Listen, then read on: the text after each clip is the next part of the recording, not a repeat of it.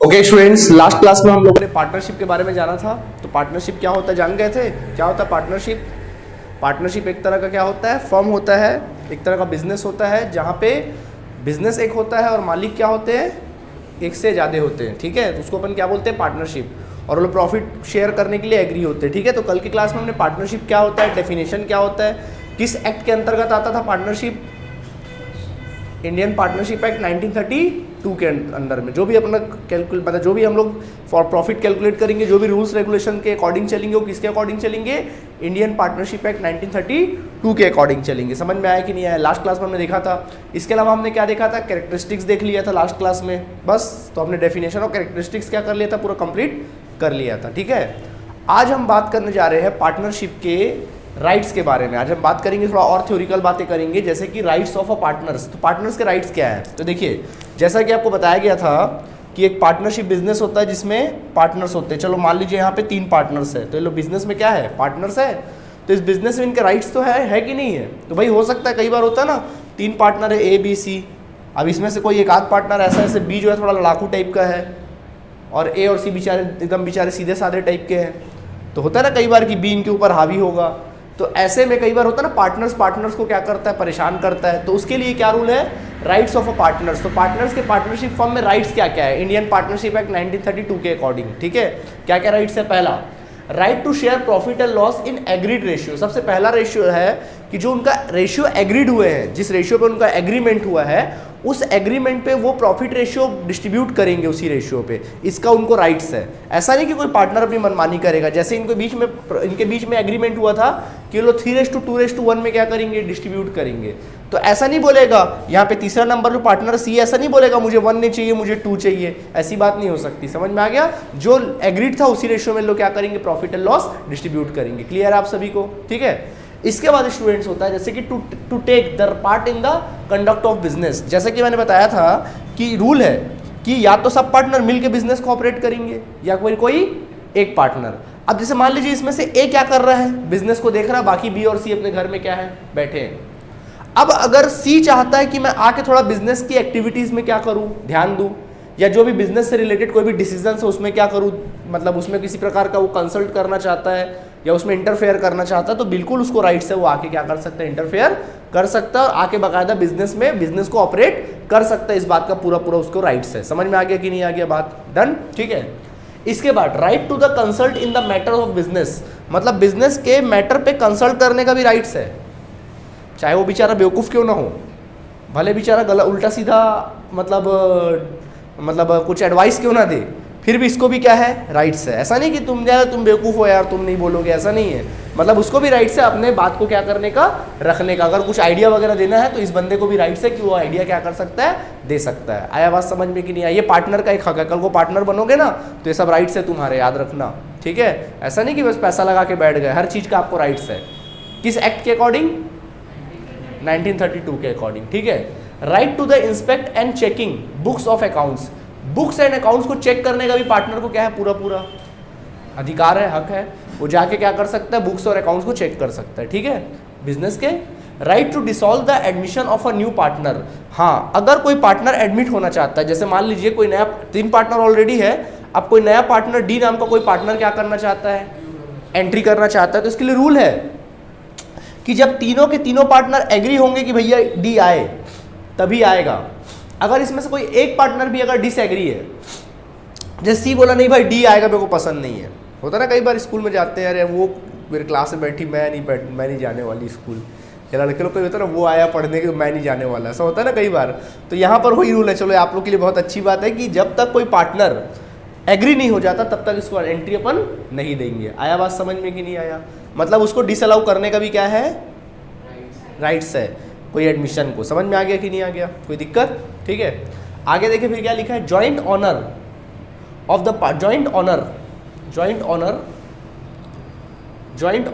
The partnership firms property. मतलब partnership firm के property में लोग कैसे ऑनर है, जॉइंट ऑनर है। जैसे पार्टनरशिप फर्म प्रॉपर्टी जैसे फर्म है, यहाँ पे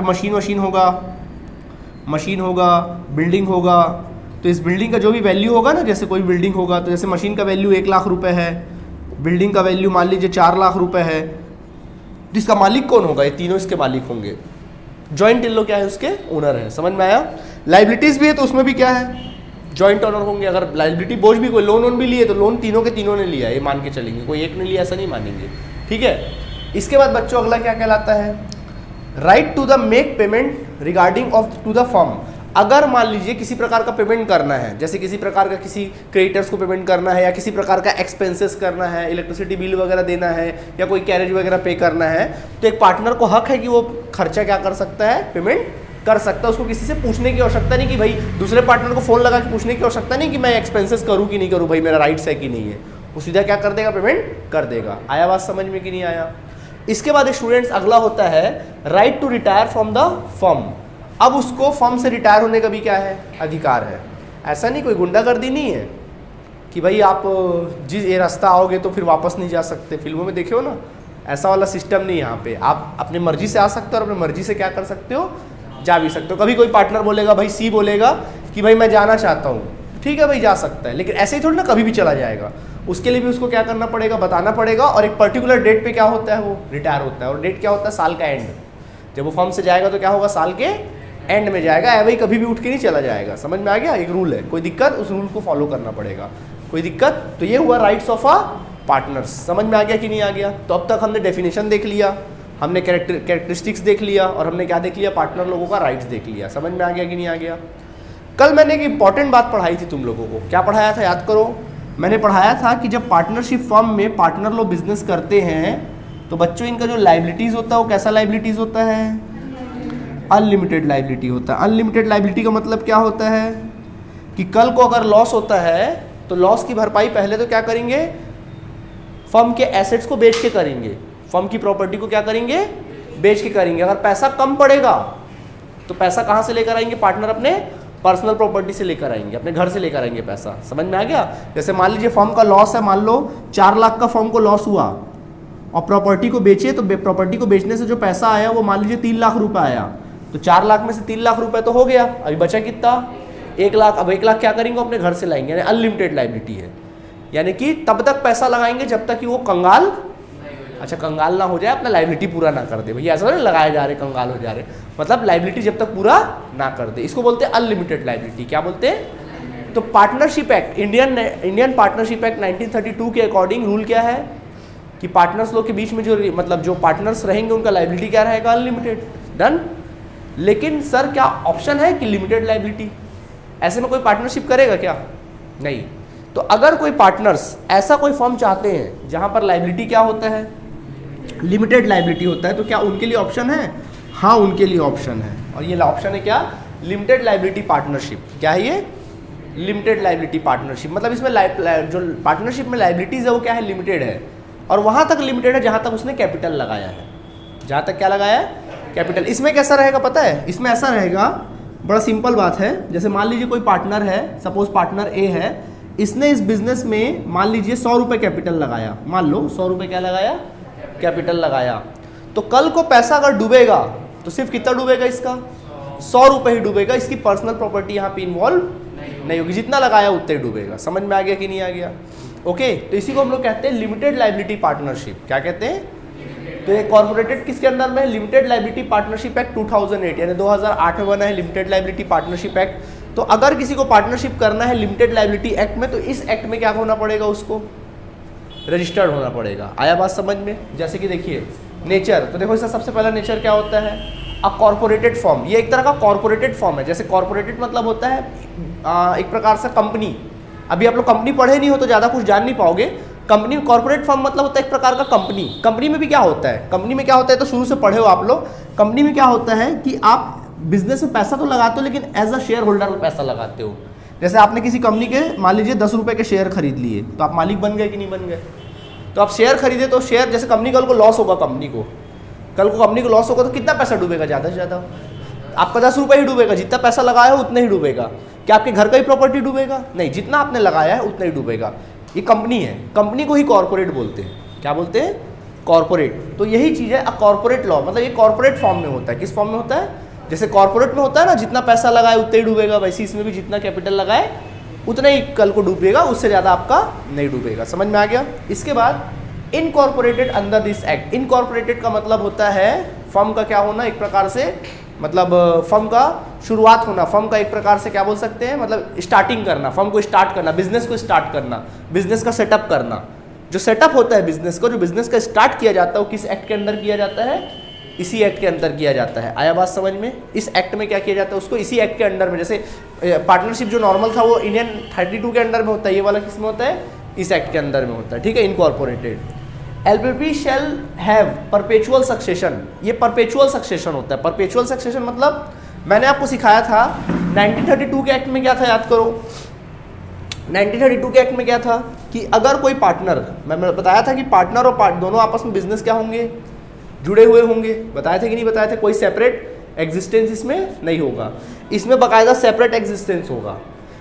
फर्म का और पार्टनर लोग का कोई लेना देना नहीं रहेगा, मतलब जो भी बिल जो भी कटेगा, जैसे मान लीजिए बताया था ना, कोई आपको पेमेंट करना है या किसी प्रकार का कोई कस्टमर आपके ऊपर केस करेगा, तो केस करेगा तो पार्टनर लोग के ऊपर केस नहीं होगा, किसके ऊपर केस होगा, सीधा इस कंपनी यानी कि इस फर्म के ऊपर केस होगा। समझ में आ गया कि नहीं आ गया, मतलब परपेचुअल सक्सेशन है, समझ में आ गया, okay. And then no rights on assets और लाइबिलिटी ऑफ फर्म, जैसे इसमें क्या कहानी था कि लाइबिलिटीज ऑफ फर्म में भी उसका क्या है, राइट्स था, पढ़े थे ना अपन लोग, कहाँ पर था, ये देखो उसके फर्म बिजनेस में प्रॉपर्टी पे देखो राइट्स था ना, प्रॉपर्टी पे, यहाँ पर उस पर राइट्स नहीं रहेगा, उस पर सिर्फ फर्म का राइट्स रहेगा। समझ में आ गया, इसका राइट सिर्फ कैपिटल तक ही रहेगा। आया बात समझ में? And then Indian partnership act 1932 shall not apply, Indian partnership act 1932 apply नहीं होगा। अब आपके मन में एक विचार आएगा कि सर हमको कौन सा पढ़ना है, हम लोग जो पढ़ाई कर रहे हैं वो किसकी पढ़ाई कर रहे हैं, हम लोग एक्ट 1932 वाली पढ़ाई कर रहे हैं या लिमिटेड लाइबिलिटी एलपीपी वाला पढ़ाई करेंगे? तो बिल्कुल आप लोग पढ़ाई जो करेंगे, जो कल मैंने पढ़ाया 1932, उसी की ही पढ़ाई करेंगे आप। ये तो सिर्फ मजाक में बता दिया, इसी थ्योरी है ये, अभी पढ़े और इसको अपन क्या कर जाएंगे, भूल भी जाएंगे, लेकिन एग्जाम में नहीं भूलना, मतलब सिर्फ पढ़े और क्या हो गया, फिर उसके बाद ये अपना बात खत्म हो गया। मतलब अपने को जो पढ़ाई करना वही पढ़ना जो अपन ने सीखा है, जो हमने डेफिनेशन देखा था वही डेफिनेशन है, जो हमने कैरेक्टरिस्टिक्स देखा था वही हमारी कैरेक्टरिस्टिक्स है अनलिमिटेड लाइबिलिटीज़ वाली, और जो हमने क्या देखा, राइट्स देखा, यही हमारे राइट्स है। ये सिर्फ एक मजाक बताना था तो मैंने क्या कर दिया, बता दिया। इसको पढ़ना उड़ना नहीं है, पढ़ना मतलब थ्योरी पढ़ना है, बट इसका एक्ट वैक्ट या क्वेश्चन हम लोगों को बनाने को नहीं आएगा। आया बात समझ में कि नहीं आया? कुछ पूछना है यहाँ तक आप लोगों को, बोलो। वोटिंग राइट्स होगा कि नहीं उसको? हाँ बिल्कुल रहेगा, वोटिंग राइट्स रहेगा, पार्टनर लोगों को वोटिंग राइट रहेगा, कोई भी डिसीजन वगैरह लेना है तो वोटिंग से ही डिसीजन लेंगे। आया बात समझ में? और बोलो, हो गया? चलिए ठीक है, थैंक यू। चलो नोट करो, पहले नोट करो फिर आगे बढ़ते हैं। ओके चलिए, तो अब हम लोग आगे बढ़ते हैं। अब डिस्कस करने वाले हैं पार्टनरशिप डीड। इंपॉर्टेंट टॉपिक है, क्या है? Partnership deed. देखो आपको बताया गया था कि जब एक पार्टनरशिप फॉर्म होता है और यहाँ पर क्या होते हैं, कुछ पार्टनर्स होते हैं, ठीक है। सपोज यहाँ पे 3 पार्टनर्स है, ए है, बी है और क्या है, सी है। तो लोग आपस में मिलकर बिजनेस करते हैं, इसी को अपन क्या कहते हैं, पार्टनरशिप कहते हैं। लेकिन मैंने बोला था कि जब 2 या 3 आदमी मिलकर काम करेंगे तो फिर वहाँ पर क्या हो सकता है, किसी प्रकार का डिस्ट्रीब्यूट्स होना स्वाभाविक सी बात है, लड़ाई झगड़े होना क्या है, स्वाभाविक सी बात है। तो इनके बीच में एग्रीमेंट होगा। तो हमने बताया था कि एग्रीमेंट क्या होना चाहिए, ओरल होगा या फिर क्या होगा, रिटन होगा। एक कैरेक्टरिस्टिक्स बताया था एग्रीमेंट। अब आपके हिसाब से एग्रीमेंट ओरल होना चाहिए कि रिटन होना चाहिए? रिटन आपके हिसाब से बहुत जरूरी कि रिटन होना चाहिए, राइटिंग में होना चाहिए और बाकायदा लास्ट में क्या होना चाहिए, उनका साइन होना चाहिए, वो सबसे बेस्ट होगा, ठीक है। तो एक्ट भी आपकी बात को मानता है। तो एक्ट भी कहता है कि पार्टनरशिप ओरल भी रखो तो कोई दिक्कत नहीं है, अगर आप लोग ओरल भी रखोगे तो कोई दिक्कत नहीं है, अगर आप रिटन में रखोगे तो और अच्छी बात है। तो जो एग्रीमेंट रिटन में होता है, जो इनके बीच में जो एग्रीमेंट होता है ना, जो इनके बीच में समझौता होता है कि भाई प्रॉफिट ऐसे बांटेंगे, ये जो भी होता है वो सब रिटन में होता है। और एंड में क्या होता है, सारे पार्टनर्स का लास्ट में क्या होता है, साइन होता है। समझ में आ गया? इस पार्टनर साइन होता है। इसकी जो मेन कॉपी होती है, जो मेन पार्टनरशिप डीड होता है, वो फर्म के किस में रहता है, सेफ में रहता है। और बाकी इसकी कॉपी हर एक पार्टनर के पास क्या होती है, अलॉटेड होती है। यानी कल को किसी प्रकार का अगर पार्टनर्स लोग के बीच में किसी प्रकार का प्रॉब्लम क्रिएट होगा तो सीधा वो लोग क्या करेंगे, पार्टनरशिप डीड निकालेंगे, बोलेंगे देख लो भैया ये हम लोग के बीच में क्या हुआ था, समझौता हुआ था, अब कोई प्रॉब्लम तो नहीं, तो लड़ाई झगड़े नहीं होंगे। क्योंकि जनरली क्या होता है, हम लोग ओरली बातें करते हैं वो भूल जाते हैं, लेकिन रिटन हमेशा क्या रहेगा, याद रहता है, मेमोरी में रहता है, ठीक है। तो इसी को पार्टनरशिप डीड बोलते हैं। तो पार्टनरशिप डीड का मतलब क्या होता है, it is the written agreement. Partnership deed जो है एक तरह का क्या है, रिटन एग्रीमेंट है पार्टनरशिप डीड। और इसको बोलते हैं आर्टिकल ऑफ पार्टनरशिप। क्या बोलते हैं, आर्टिकल। आर्टिकल का मतलब होता है, आर्टिकल जब भी बात की जाए ना तो आर्टिकल का मतलब ये होगा कि जो जिसमें रूल्स रेगुलेशन लिखे जाते हैं उसी को बोलते हैं आर्टिकल्स। बिजनेस के जो भी रूल्स लिखे जाते हैं, रूल्स रेगुलेशन लिखे जाते हैं, उसी को अपन क्या कहते हैं, आर्टिकल्स कहते हैं। ठीक है, अब सवाल उठता है सर कि ये पार्टनरशिप डीड में कौन कौन सी बातें लिखी होती होंगी, तो चलो बताते हैं कौन कौन सी बातें लिखी होती है। सबसे पहला बात होता है the partnership deed should contain following points. क्या क्या पॉइंट्स होता है? सबसे पहला द नेम ऑफ फर्म, तो सबसे पहला होता है फर्म का नाम। तो फर्म का नाम क्या रहेगा वो लिखा होता है इसमें, XYZ कंपनी है, कंपनी तो नहीं बोल सकते, XYZ फर्म होगा या ABC का फर्म होगा, जो भी फर्म का नाम होगा वो होता है। Name and address of partners, partners का नेम और एड्रेस क्या क्या है, हर एक पार्टनर का नाम, address, phone number, mobile number, WhatsApp number, email ID सब रहता है। समझ में आ गया कि नहीं आ गया? इंस्टाग्राम अकाउंट भी रहता है। ठीक, इसके बाद अगला होता है नेचर ऑफ क्या, बिजनेस। तो नेचर ऑफ बिजनेस, किस प्रकार का बिजनेस कर रहे हैं, आटे दाल चावल का बिजनेस कर रहे हैं, किस प्रकार का नेचर है, मतलब इस प्रकार का बिजनेस है या कोई सॉफ्टवेयर वाली टाइप की कोई बिजनेस है, सॉफ्टवेयर वाला आइटम्स वाले बिजनेस है, या फिर वो लोग कोई बैंकिंग वाला बिजनेस कर रहे हैं, फाइनेंशियल बिजनेस कर रहे हैं, ऐसा ट्रेडिशनल बिजनेस है या फाइनेंशियल बिजनेस है, इस प्रकार की बातें लिखी होती है। आई बात समझ में? इसके अलावा होता है अमाउंट ऑफ कैपिटल, हर एक पार्टनर कितना कितना कैपिटल लगाएगा। अब आप लोग के दिमाग में जब पार्टनरशिप आया होगा तो आपके दिमाग में आया होगा कि सर पार्टनर्स में पार्टनर लोग कैपिटल एक जैसा कैपिटल लगाते होंगे, हर एक पार्टनर से आप लोग से पूछेंगे भाई आप पार्टनर बनोगे कितना कैपिटल लगाओगे, तो जनरली ज़्यादातर 90% केसेस में हमको सुनाई देगा कि हर एक पार्टनर 1-1 लाख, हम बोलेंगे सर 1-1 लाख कैपिटल लगाते हैं, सब बराबर बराबर कैपिटल लगा रहे हैं, 2-2 लाख लगा लेते हैं, मतलब बराबर बराबर कैपिटल लगा रहे हैं। तो क्या सर हमेशा कैपिटल पार्टनर लोग बराबर बराबर लगाएंगे? नहीं, पार्टनर्स लोग कैपिटल जो लगा सकते हैं वो जरूरी नहीं कि बराबर बराबर लगाए, अलग अलग कैपिटल भी लगा सकते, कोई पार्टनर ज़्यादा कैपिटल लगा सकता है, कोई पार्टनर कम कैपिटल लगा सकता है। समझ में आ गया? तो उसका पूरा डिटेल होता है कौन पार्टनर कितना कैपिटल लगाया है। इसके बाद अगला डिटेल होता है इंटरेस्ट ऑन कैपिटल, ये बहुत इंपॉर्टेंट टॉपिक है, इससे दोस्ती कर लो, बहुत बार आएगा इंटरेस्ट ऑन कैपिटल। ठीक है, देखो इंटरेस्ट ऑन कैपिटल का मतलब क्या होता है। जैसा कि आपको पता है कि पार्टनर्स, मान लीजिए पार्टनर्स है, पार्टनर बिजनेस में कैपिटल लगाता है, तो पार्टनर ने क्या दिया, फर्म को कैपिटल दिया। आपको एक कैरेक्टर में ढलना पड़ेगा पढ़ते समय, बताओ कौन से कैरेक्टर में ढलोगे, एज अ पार्टनर पढ़ोगे, एज अ फर्म पढ़ोगे, एज अ फर्म, अपने आप को फर्म समझना। तो आपका पार्टनर आपको क्या लगाया, कैपिटल लगाया, तो बदले में क्या दोगे उसको, प्रॉफिट। जनरली कैपिटल के बदले में क्या दिया जाता है, प्रॉफिट। लेकिन देखो पार्टनर बहुत बदमाश है, हमसे इंटरेस्ट मांग रहा है। क्या मांग रहा है बताओ, पैसा किसके पास पड़ा है, हमारे पास पड़ा है ना, फर्म के पास पड़ा मतलब हमारे पास पड़ा है, तो प्रॉफिट तो मांग रहा है, प्रॉफिट दोगे अलग मैटर है, बोल रहा है मुझे इंटरेस्ट भी दो, क्या दो। कई पार्टनर लोग ऐसा भी रूल बनाते हैं, कई पार्टनर लोग ऐसा भी रूल बनाते हैं कि हम अपने कैपिटल पे इंटरेस्ट भी लेंगे। होता है ना कई बार पार्टनर लो में, जैसे मान लो चलो हम लोग पार्टनर बने, ठीक है, अपन लोग पार्टनर बने, मैं बना पार्टनर, श्रेयांश बना और आदित्य बना, तो अपन बोले चलो कैपिटल लगाते हैं, तो मैं भी कैपिटल लगा रहा हूँ, श्रेयांश भी कैपिटल लगा रहा है, आदित्य भी कैपिटल लगा रहा है। लेकिन आदित्य का एक सवाल उठता है, वो बोलता है सर हम अगर ये पैसा, आप ठीक है प्रॉफिट दोगे कोई दिक्कत नहीं, अगर हम ये पैसा बैंक में रखते तो हमको इंटरेस्ट देता बैंक वाला, आप तो नहीं दे रहे हो ना। तो हम बोले यार चल ठीक है यार रख ले, चल इंटरेस्ट भी ले ले, प्रॉफिट जो लेगा वो ले लेना, इंटरेस्ट भी ले लेना, चलो ठीक है, कल को लॉस हो गया तो चलो इंटरेस्ट भी ले लो। तो पार्टनर लोग क्या लग रहे हैं, अपने कैपिटल पे इंटरेस्ट ले रहे हैं, हर एक पार्टनर लेगा, समझ में आ गया, इंटरेस्ट ले रहे हैं। तो इंटरेस्ट कौन देता है, जनरली जिसके पास पैसा होता है वो इंटरेस्ट देता है, कॉन्सेप्ट है देखना, इंटरेस्ट कौन देता है, जिसके पास पैसा होता है वही इंटरेस्ट देता है। अभी पैसा किसके पास पड़ा है बताओ, बिजनेस के पास पड़ा, तो इंटरेस्ट कौन देगा, बिजनेस देगा, यानी हम देंगे, हम बिजनेस है ना, हम बेस्ट इंटरेस्ट देंगे। तो हम इंटरेस्ट क्या कर रहे हैं, दे रहे हैं इनको, इसी को बोलते हैं इंटरेस्ट ऑन कैपिटल। यानी हमारे लिए एक तरह से इंटरेस्ट ऑन कैपिटल क्या होता है बच्चों, एक्सपेंसेस होता है, एक तरह से क्या होता है, खर्चा होता है, एक्सपेंसेस होता है। समझ में आया कि नहीं आया? हाँ जी सर, भाई हम फर्म है ना, मालिक को हम इंटरेस्ट दे रहे हैं, हमारे लिए क्या हुआ, खर्चा हुआ ना, मालिक ने पैसा दिया, हम उसको इंटरेस्ट दे रहे, प्रॉफिट देंगे वो अलग मैटर है, बट अभी तो फिलहाल हम इंटरेस्ट दे रहे हैं, कोई दिक्कत, अच्छे से आ गया समझ में, ठीक है। तो इंटरेस्ट देंगे वो एक्सपेंसेस है, क्लियर है आप सभी को। तो इंटरेस्ट ऑन कैपिटल का भी रूल होता है कि दिया जाएगा कि नहीं दिया जाएगा, इसका भी, और दिया जाएगा तो कौन से परसेंटेज से दिया जाएगा, साल भर में 5%, 10%, 8%, 12%, क्या रेट होगा परसेंटेज का, वो इसमें पूरा डिटेल में दिया रहता है, किसमें, पार्टनरशिप डीड में। समझ में आ गया? कोई पार्टनर लड़ाई झगड़ा नहीं करेगा कि मेरे को 5% नहीं 15% चाहिए, ऐसा बात नहीं करेगा, समझ में आया। और ऐसा भी नहीं हो सकता कि पहले 8% डिसाइड कर लिए, बाद में बोले सर 10% करते ना, ऐसा नहीं होता ना, एक तो डिसाइड कर लो एक बार में, बार बार नहीं, ठीक है, आया बात समझ में। इसके बाद देखो फिर क्या है, ड्राइंग्स है, अगला क्या है, ड्राइंग्स है। ड्राइंग्स का मतलब क्या होता है, आप बचपन से जानते हो, ये बिजनेस है, ये बिजनेस का मालिक है, मालिक यहाँ पे पार्टनर है, ठीक। जब कोई मालिक अपने पर्सनल पर्पस से जो भी कुछ बिजनेस से निकालता है उसको अपन क्या कहते हैं, जब पर्सनल पर्पस से जो कुछ भी बिजनेस से निकालता है उसको अपन क्या बोलते हैं, ड्राइंग्स। बताओ पैसा, अच्छा ड्राइंग्स हो गया, ठीक। बताओ पैसा किसके पास पड़ा है, मालिक के पास, थप्पड़ मारना है मैंने, भैया पैसा कौन निकाला? तो पैसा किसके पास है, अमाउंट किसके पास पड़ा, मालिक के पास पड़ा है ना। तो बताओ इस बार इंटरेस्ट कौन देगा? मालिक देगा, मालिक फर्म को इंटरेस्ट देगा। तो ड्राइंग्स पे भी हम लोग इंटरेस्ट चार्ज करते हैं भाई, ऐसा थोड़ी ना होता है कि तू पैसा देगा तो हम इंटरेस्ट देंगे, हम भी ड्राइंग्स पे भी इंटरेस्ट चार्ज करेंगे। तो इंटरेस्ट इस बार कौन देगा? मालिक देगा। किसको देगा? हमको देगा, हम फर्म है, हमको मालिक दे रहा है इंटरेस्ट। तो इंटरेस्ट हमारे लिए क्या है, इनकम है कि एक्सपेंसेस है? इस बार इनकम है, हमारे पास पैसा आ रहा है ना, क्या है हमारे लिए? इनकम है। इंटरेस्ट हमको मिल रहा है ना, क्या है हमारे लिए? इनकम है, इंटरेस्ट ऑन ड्राइंग्स। तो इसका भी डिटेल होता है ना कई बार ऐसा, ड्राइंग्स इसका भी रूल रेगुलेशन बना होता है ड्राइंग्स का। पहले तो ड्राइंग्स का रूल रेगुलेशन बना होता है। अरे इंटरेस्ट भी बता डाला क्या साथ साथ में?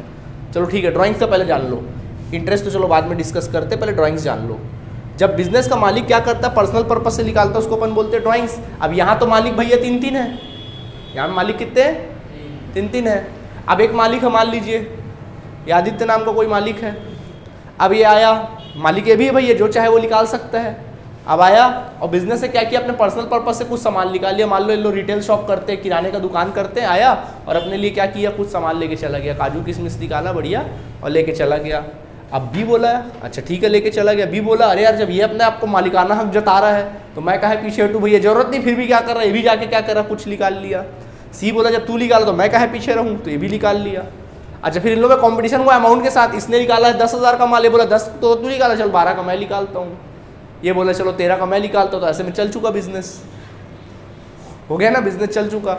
या कई बार ऐसा होता है ना दोस्ती यारी आ जाता है, जैसे मान लो इन लोग कुछ दोस्ती यारी है इन लोगों के बीच में, अब कोई इनका मतलब जैसे मान लीजिए इनका कोई दोस्ती यारी है, रिलेटिव है, रिलेटिव आया अरे यार ठीक है ना, होता है ना कई बार रिलेटिव को फ्री में माल दे दो या डिस्काउंट दे दो कुछ स्पेशल, ऐसा होता है ना कई बार। तो मान लो इसके रिलेटिव ज़्यादा आ रहे हैं, उन्हीं को डिस्काउंट दे रहे, तो ऐसे में बिजनेस क्या हो जाएगा, चौपट। तो पार्टनर लोग क्या करते हैं, इससे बचने के लिए ड्राइंग्स का रूल बनाते हैं कि कोई पार्टनर ड्राइंग्स करेगा या नहीं करेगा, और करेगा तो कितना करेगा, कि लिमिटेशन सेट होता है उनके ऊपर है, वो लिमिटेशन रख भी सकते हैं नहीं भी रख सकते। होता है ना कई बार कि भाई पार्टनर ठीक है हम लोग ड्राइंग्स करेंगे लेकिन साल भर में 10,000 से ज़्यादा ड्राइंग्स नहीं करेंगे, ये रूल बना दिए। वो आपके ऊपर है जैसा आप रूल को बनाना, ऐसा कोई उसमें कोई आपको बाउंडेशन नहीं कि आप ऐसे ही रूल बनाइए, आप जैसा भी रूल बना सकते हैं। समझ में आ गया कि नहीं आ गया? ठीक है, इसके बाद ये तो हो गया ड्राइंग्स। अब बात आती है किसकी, इंटरेस्ट ऑन ड्राइंग्स। तो मैं यहीं पे एक्सप्लेन कर देता हूँ इंटरेस्ट ऑन ड्राइंग्स को। ठीक है, बताओ पैसा कौन रखा है, मालिक, हम कौन है, फर्म। तो बताओ इस बार इंटरेस्ट कौन देगा, पैसा जिसके पास पड़ा होता है वो इंटरेस्ट देता है ना, कौन देगा, मालिक, यानी कि पार्टनर हमको क्या देगा, इंटरेस्ट देगा। तो बताइए हमको इंटरेस्ट मिल रहा है ना, हमारे लिए क्या हुआ, ये इंटरेस्ट इनकम हो गया, क्या हो गया हमारे लिए, इनकम हो गया। समझ में आ गया? तो ये हमारे लिए इनकम है। इंटरेस्ट ऑन ड्राइंग्स हमेशा क्या कहलाएगा, याद रखना, इंटरेस्ट ऑन कैपिटल हमेशा क्या होता है, expenses, interest on drawings income. भूलोगे? पक्का दिमाग में रहेगा? ठीक है। और कैसे इंटरेस्ट सोचना भैया, कैसे इनकम है, सोच लो भाई, पैसा जिसके पास पड़ा वो हमको पैसा दे रहा है, हमारे लिए इनकम है, हम देते तो हमारे लिए एक्सपेंसेस होता, हम देते, हम कैपिटल पे देते, वो हमको ड्राइंग्स पे देगा। डन? ठीक है, चलो इंटरेस्ट ऑन ड्राइंग समझ में आ गया, ये मेन चीज़ था। अब बात आती है प्रॉफिट शेयरिंग रेशियो। तो इनका एक प्रॉफिट शेयरिंग रेशियो होता है जिसको मैं किससे डिनोट करूंगा, PSR। बार बार ना बहुत बार PSR बोलूंगा ना, डरना मत, प्रॉफिट शेयरिंग रेशियो है इसका मतलब। ठीक है, तो प्रॉफिट शेयरिंग रेशियो, कैसे प्रॉफिट बांटेंगे, प्रॉफिट कैसे बांटेंगे, तो इनका रेशियो रहेगा, जैसे मान लीजिए इनका रेशियो है 3:2:1। इसका मतलब क्या हुआ, इसका मतलब ये हुआ कि प्रॉफिट हुआ जैसे 3, 3 2 5, 5 और 1 6 रुपये। जैसे 6 रुपये प्रॉफिट हुआ तो उसमें 3 रुपये ए रखेगा, 2 रुपये बी रखेगा, सी रखेगा 1 रुपये। समझ में आ गया? या मान लीजिए इन्होंने डिस्ट्रीब्यूट किया 1:1:1, मतलब बराबर बराबर रखेंगे, 3 रुपये हुआ, हाँ वो आपके ऊपर है ना, आप जिसको आपको मानना है, कैपिटल रेशियो ही मान सकते हो, जितना कैपिटल लगा है उसके हिसाब से प्रॉफिट बांटेंगे। आप बोलो सर जो ज़्यादा कैपिटल लगा है उसको ज़्यादा प्रॉफिट मिलेगा, हाँ भाई ठीक है, वही तो बात है। मतलब आप पार्टनर्स लोग आपस में एग्री कर लेंगे कि हम लोग प्रॉफिट कैसे बांटेंगे, बराबर बांटेंगे या कौन ज़्यादा लेगा कम लेगा, वो आपस में लोग डिसाइड करेंगे। क्लियर है? उसको बोलते हैं प्रॉफिट शेयरिंग रेशियो। डन? इसके बाद बच्चों बात आती है सैलरी और एनी रेमुनरेशन की बात आती है, किसकी, रेमुनरेशन की। देखिए कई बार क्या होता है, जैसे मान लीजिए पार्टनरशिप फर्म ये लोग चला रहे हैं, ये लोग पार्टनरशिप फर्म चला रहे हैं। अब इसे मान लीजिए ए और सी अपने घर में बैठे रहते हैं और बी क्या कर रहा है, पूरा बिजनेस को ऑपरेट कर रहा है, मैनेज कर रहा है पूरा बिजनेस को। तो बी बोलेगा मैं काम करता हूँ, मैं मैनेज करता हूँ, मेहनत करता हूँ, तो मुझे बदले में क्या चाहिए, सैलरी चाहिए। ठीक है? या बोलेगा कि मैं माल को बिकवाता हूँ, मैं मार्केटिंग का काम करता हूँ, माल बिकवाता हूँ या माल परचेस करके लाता हूँ, मैं बहुत बिजनेस को पैसा बचाता हूँ, तो क्या होगा यहाँ पर, एक प्रकार से क्या हो जाएगा उनको, मतलब बदले में बोलेगा कि मुझे कमीशन दे दो, या तो सैलरी दे दो, कमीशन दे दो, या वेजेस दे दो, बोनस दे दो, फीस दे दो, कमीशन दे दो। मतलब सबका मतलब एक ही होता है यहाँ पे। रेमुनरेशन का मतलब क्या हो सकता है? रेमुनरेशन का मतलब हो सकता है किसी प्रकार का वेजेस, कोई भी मेहनताना। रेमुनरेशन का मतलब होता है एक तरह का मेहनताना, ठीक है। वेजेस हो गया, बोनस हो गया, फीस हो गया, कमीशन हो गया। अगर पार्टनर, कौन पार्टनर कमीशन हो गया, सैलरी हो गया, ये सब का मतलब रेमुनरेशन ही होता है। तो अगर कोई पार्टनर काम करता है फर्म में और उन लोगों के बीच में ऐसा कुछ डिसाइड हुआ है कि भाई कोई पार्टनर अगर काम करेगा तो बदले में उसको सैलरी वैलरी दिया जाएगा कि नहीं दिया जाएगा, साल भर का सैलरी, साल भर के बेसिस पे, तो ठीक है, उसका भी रूल रेगुलेशन क्या होता है, लिखा होता है, ठीक है। आपके हिसाब से देना चाहिए कि नहीं देना चाहिए? देना चाहिए भाई, मेहनत कर रहा है तो देना चाहिए, ठीक है, वो आपकी मर्जी के ऊपर है, ठीक। लेकिन हमारा मानना भाई जब अपने बिजनेस में काम कर रहा है, प्रॉफिट ले रहा है, तो फिर सैलरी काहे का? अपने बिजनेस की सैलरी लेता है क्या कोई? नहीं, तो वो भी एक बात है। तो सबका अपना अपना मैटर है, अपना रूल है भाई, सब अपना डिसाइड करो, जो भी लड़ाई झगड़ा नहीं होना चाहिए, सबकी सोच अलग अलग है, ठीक है। गुडविल, तो गुडविल की बात मैं बाद में करूंगा क्योंकि अपने आप में एक चैप्टर है, तब समझाऊंगा, अभी कोई मतलब नहीं बोल के, ठीक है। अकाउंटिंग पीरियड ऑफ फर्म का अकाउंटिंग पीरियड क्या होगा? आप कौन सा पीरियड मानेंगे अकाउंटिंग पीरियड? फाइनेंशियल ईयर या कैलेंडर ईयर? फाइनेंशियल ईयर 1 अप्रैल से चालू होगा और खत्म कब होगा? 31 मार्च को। और कैलेंडर ईयर 1 जनवरी से स्टार्ट होता है 31 दिसंबर को। तो आपको कौन सा मानना है? तो ज़्यादातर जो मतलब आपका एग्जाम में जो सीबीएसई वाले बच्चे उनका फाइनेंशियल ईयर ही रहेगा, 31 मार्च का ही आपका अकाउंट क्या रहेगा, क्लोज रहेगा। जबकि सीजी वाले बच्चों का ज़्यादातर क्वेश्चन 31 दिसंबर वाला आएगा। कौन सा आएगा? हाँ, कैलेंडर ईयर आ जाएगा। समझ में आ गया कि नहीं आ गया? तो थोड़ा ध्यान रखेंगे इस बात को। क्लियर है आप सभी को? ठीक है। इसके बाद बात आती है डेट ऑफ कमेंसमेंट और of partnership form. Partnership business चालू कब होगा, उसका कमेंसमेंट मतलब प्रारंभ कब होगा, कौन सी तारीख को स्टार्ट होगा, उसके बारे में पूरा डिटेल लिखा होता है, ठीक है। इसके बाद होता है रूल्स ऑफ एडमिशन और रिटायरमेंट ऑफ पार्टनर। अगर कोई पार्टनर आएगा तो क्या रूल रहेगा, जाएगा तो क्या रूल रहेगा, उसके बारे में पूरा रूल रेगुलेशन लिखा होता है। और भी जो आपको मर्जी लगे उसको क्या कर लो, ऐड कर लो, लास्ट में साइन कर दो, ठीक है। लास्ट में क्या कर दो, साइन कर दो, हाँ भैया एग्री है। ये होता है पार्टनरशिप डीड में सारी बातें। क्लियर है? तो आज हमारा जो थ्योरिकल बातें थी वो पूरी तरीके से क्या हुई, कंप्लीट। अभी प्रैक्टिकल स्टार्ट कर लें। चलिए यहाँ तक नोट करिए, फिर प्रैक्टिकल स्टार्ट करते, ओके। नोट करो जल्दी से। ओके, अब हम लोग टॉपिक डिस्कस करेंगे and that is your interest on capital. हम लोग कैपिटल करना सीखेंगे, प्रैक्टिकल क्वेश्चन स्टार्ट करेंगे ना। और ये तुम्हारा इंटरेस्ट ऑन कैपिटल। कभी भी याद रखना, किसी प्रकार का इंटरेस्ट हो, किसी भी प्रकार का इंटरेस्ट क्यों ना हो, वो कैलकुलेट कब होता है पता है आप लोग को? इंटरेस्ट, कोई भी चीज़ का इंटरेस्ट, कभी भी आप लोन लो या जो भी हो, इंटरेस्ट कब कैलकुलेट होता है? हमेशा end of the year, end of the year को कैलकुलेट होता है। यानी कि अगर आप फाइनेंशियल ईयर फॉलो कर रहे हो तो डेट क्या होगा, 31 मार्च वो डेट होगा। समझ में आ गया? और अगर आप कैलेंडर ईयर फॉलो कर रहे हो तो फिर क्या होगा, 31 दिसंबर। तो हमारा जो पाला पड़ेगा वो किससे होगा, 31 मार्च से ही रहेगा। सीजी बोर्ड में भी 31 मार्च चाहिए ज़्यादातर क्वेश्चन, ठीक है। तो ये है इंटरेस्ट ऑन कैपिटल से रिलेटेड। क्लियर है आप सभी को? तो कैसे निकालोगे, जब भी इंटरेस्ट निकालना है, इंटरेस्ट ऑन कैपिटल अगर आपको फाइंड आउट करना है, तो जो भी आपका कैपिटल का अमाउंट होगा, जितना कैपिटल का अमाउंट होगा वो ले लेना, इंटू रेट ऑफ इंटरेस्ट का, रेट ऑफ इंटरेस्ट का रेट डाल देना, ठीक है। और अगर वो साल भर वो कैपिटल को आप यूज़ कर रहे हैं, जितना कैपिटल यूज़ करोगे उतना % क्या लगाओगे, इंटरेस्ट लगाओगे, जितना यूज़ करोगे। समझ में आ गया? और जितना महीना, अगर मंथली यूज़ कर रहे हो, कुछ महीना यूज़ कर रहे हो, तो उस मंथ का डेट ऑफ मंथ लिख लेना और डिवाइड बाय क्या कर देना, 12 कर देना। समझ में आया कि नहीं आया? ठीक है। अभी एक क्वेश्चन बताएंगे तो सारी बातें क्लियर हो जाएंगी। क्या बोला मैंने? इंटरेस्ट कभी भी जो कैलकुलेट होता है, किसका कैलकुलेट होता है, जितना पैसा आप जितने महीने यूज़ करोगे उतने महीने का इंटरेस्ट लगेगा। क्या बोला? जितना महीना पैसा यूज़ करोगे उतने महीने पे क्या लगेगा, इंटरेस्ट लगेगा। यूज़ नहीं करोगे तो कैपिटल नहीं लगेगा। समझ में आ गया कि नहीं आ गया? ठीक है। अभी क्वेश्चन बताऊंगा तो अच्छे से समझ में आ जाएगा, ठीक है। नोट करो पहले यहाँ तक, फिर क्वेश्चन बताते हैं।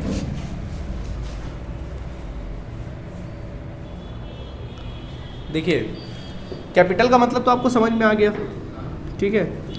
कैपिटल का मतलब होता है, और एक होता है, एक तो कैपिटल हो गया, दूसरा होता है विड्रॉवल ऑफ कैपिटल। विड्रॉ या विड्रॉवल ऑफ कैपिटल। तो विड्रॉवल ऑफ कैपिटल का मतलब क्या हो सकता है? जैसे मान लीजिए कोई बिजनेस का मालिक है, सपोज एक बिजनेस का मालिक है, उसने बिजनेस में कुछ कैपिटल लगाया। मान लीजिए 1 लाख रुपए का क्या लगाया, कैपिटल लगाया, और उसमें से आकर उसने 20,000 रुपये क्या कर लिया, निकाल लिया। तो तुरंत जैसे बोलूँगा ना 20,000 निकाल लिया, आपके दिमाग में क्या आएगा, ड्राइंग्स। तुरंत बोलोगे ड्राइंग्स क्या पर्सनल यूज से? नहीं, मैंने ऐसा बोला क्या कि पर्सनल यूज से निकाला? मैंने सिर्फ बोला कि उसने विड्रॉ किया। क्या किया? मैंने ये थोड़ी ना बोला पर्सनल पर्पज से विड्रॉ किया। होता है कई बार मन बदल जाता है, 1 लाख लगाए फिर बोले यार 1 लाख नहीं लगाना था, 80 लगाना था, चलो 20 निकाल लेते हैं, तो विड्रावल ऑफ कैपिटल होता है। ठीक है, तो कभी भी याद रखना विड्रावल ऑफ कैपिटल का मतलब आप ड्राइंग से कभी मत लगाइएगा, ड्राइंग से कभी भी मत लगाइएगा। मतलब होता है कई बार पार्टनर बिजनेस में पैसा लगाते हैं और कई बार उनकी मर्जी हो तो कैपिटल क्या कर सकते हैं, निकाल भी सकते हैं। इसको बोलते हैं विड्रावल ऑफ कैपिटल। तो ड्राइंग्स अलग चीज़ है, विड्रावल ऑफ कैपिटल अलग चीज़ है। ड्राइंग्स का मतलब क्या है, जो वो पर्सनल पर्पज से निकाले वो ड्राइंग्स है, और विड्रावल ऑफ कैपिटल एक रूटीन है, वो जनरली अपना निकाल सकता है अगर उसको मर्जी पड़ा तो। ठीक है, डिफरेंस समझ में आ गया दोनों के बीच का? नोट करो। ओके स्टूडेंट्स, चलिए इससे रिलेटेड मैं एक क्वेश्चन समझाता हूँ तो ज़्यादा अच्छे से समझ में आएगा। देखिए क्वेश्चन लिखा है आपके सामने, कहता है कि Arun and Varun are partners in a firm sharing profit and losses equally. बोल रहा है कि अरुण और वरुण दोनों पार्टनर्स थे और इनके बीच का प्रॉफिट कैसे बांटते थे? इक्वली बांटते थे, मतलब 1:1। दो पार्टनर मतलब 1:1।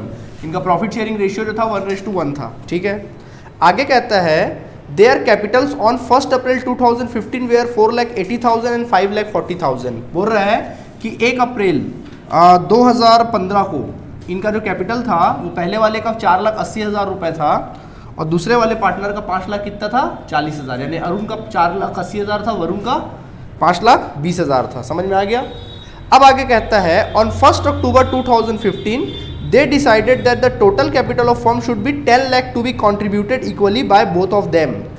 1 अक्टूबर को उन्होंने डिसाइड किया, 1 अक्टूबर 2015 को उन्होंने क्या किया?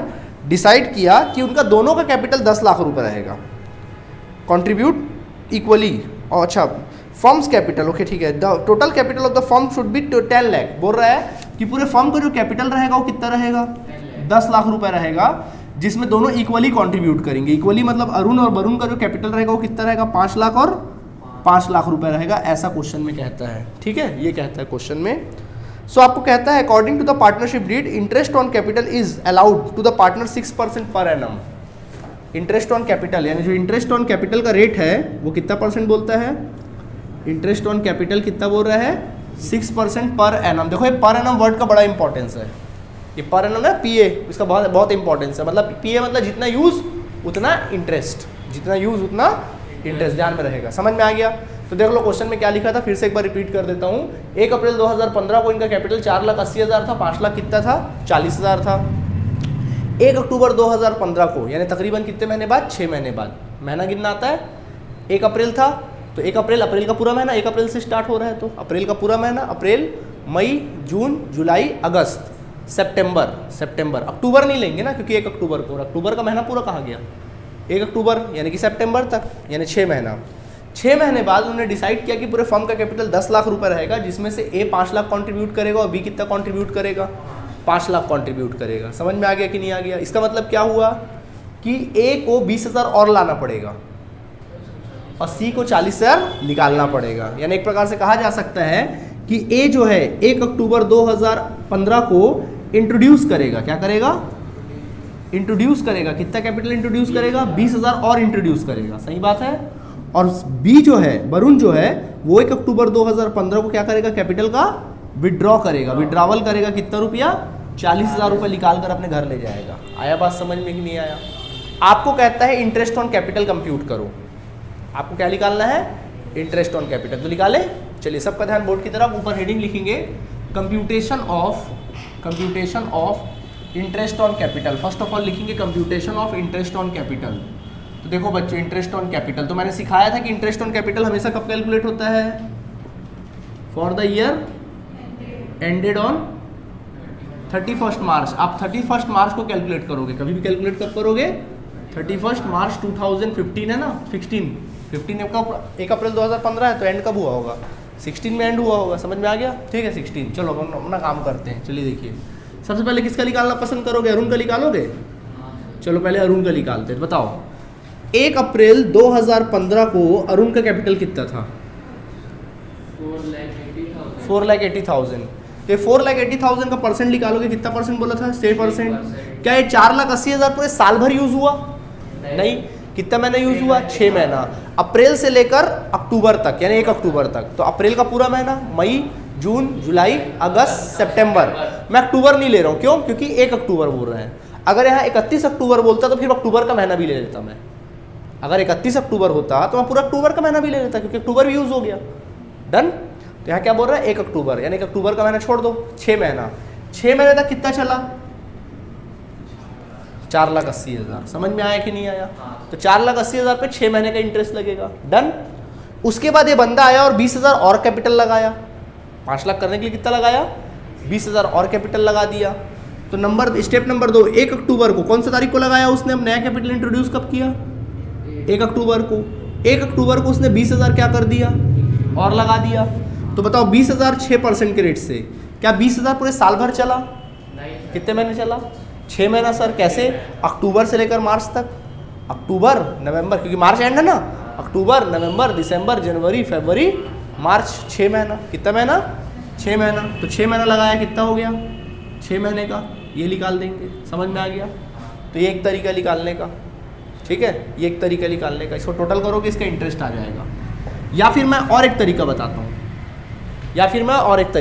हूँ, ठीक है, और एक तरीका बताता हूँ। देखो, इसका और एक तरीका है।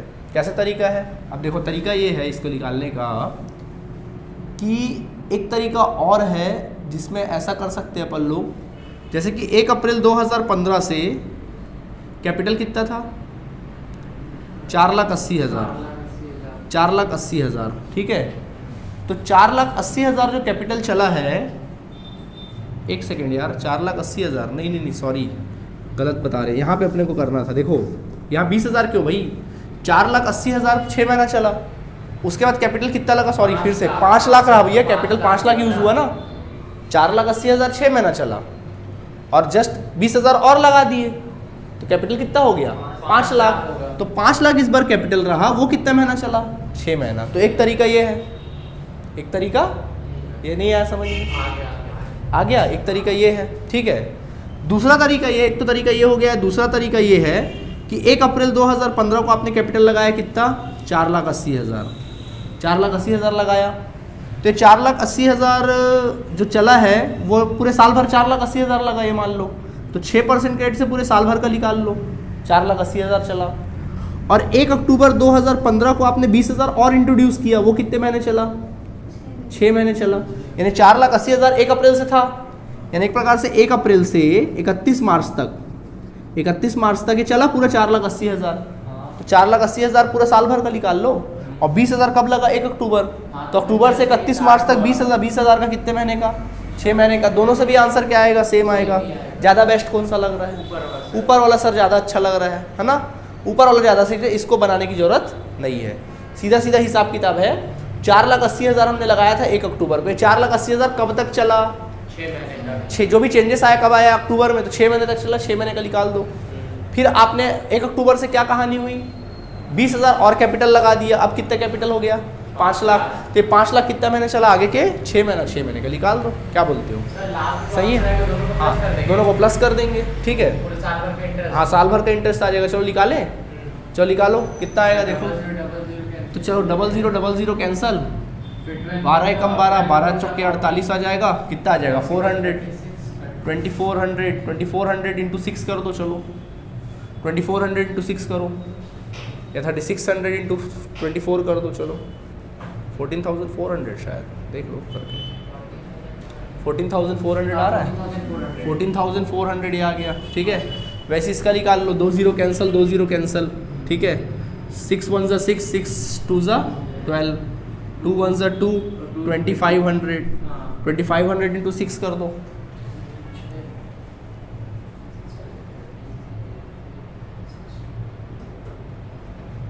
$15,000 कितना आएगा? 15,000 आ गया। 15,000 दोनों को ऐड कर दो। 2944 ये आ गया अरुण का। किसका आ गया? अरुण का। समझ में आया कि नहीं आया? नहीं आया समझ में? सेम ऐसी वरुण का निकालें। चलो मैं वरुण का निकाल के दिखाता हूँ। देखो सेम वैसी वरुण का आप ही लोग बताइएगा। अब हम लोग वरुण का निकालते हैं। वरुण नाम था शायद, वरुण नहीं था, वरुण था, ठीक है। वरुण, देखो वरुण का 1 अप्रैल 2015 को बताओ वरुण का कितना कैपिटल लगा था? बताओ। 5,40,000 लगा था। ये 5,40,000 कब तक चला, कब तक यूज हुआ? 6 महीने तक यूज़ हुआ, ठीक है। तो 6 महीने पर 6% के रेट से 6 महीने तक यूज़ हुआ, ठीक है। अब 1 अक्टूबर को कुछ चेंजेस आया, क्या हुआ, उसका कैपिटल कितना हो गया, अब कैपिटल कितना हुआ 5 लाख, मतलब 5,40,000 6 महीने तक चला। उसके बाद 1 अक्टूबर को कैपिटल, नया कैपिटल कितना हुआ 5 लाख, तो 5 लाख नया कैपिटल हो गया। 5 लाख का 6% के रेट से ये कितने महीने तक चला 6 महीने तक, तो उसका निकाल देंगे। इसका मतलब एक तरीका ये भी है कि कैपिटल जब भी कैलकुलेट करोगे उसके कैपिटल पे कैलकुलेट करना है, न्यू कैपिटल पे। कौन से कैपिटल पे, कब तक देखना है कि कब तक जो भी चेंजेस आएगा, कहाँ कहाँ चेंजेस आया वो देखना है आपको, और न्यू कैपिटल क्या हो गया, ठीक है। ऐसे चलो कैलकुलेट करते हैं, देखो कैलकुलेट करो। 5,40,000 0 0 कैंसिल कर दो, 12 1 12, 12 से तो जाएगा नहीं, 6 से जाएगा, 6 1 6, 6 2 12, और 2 1 2, 2 2 2 2 2700, 2700 इंटू 6 कर दो, चलो 2700 इंटू 6 कर दो, 16,200 आ गया। और वैसे इसका निकाल दो, 30,000 30,000 15,000, कितना आ गया 15,000। तो इस बंदे का कितना आ जाएगा 31,200 रुपये टोटल इंटरेस्ट आ जाएगा। समझ में आ गया। तो अरुण का इंटरेस्ट आया कितना 29,400, और इसका कितना आ गया 31,200। नहीं आया समझ में, ठीक है। आगे क्वेश्चन कल के क्लास में देखेंगे, ठीक है। आज के क्लास में इतना काफ़ी है, ओके।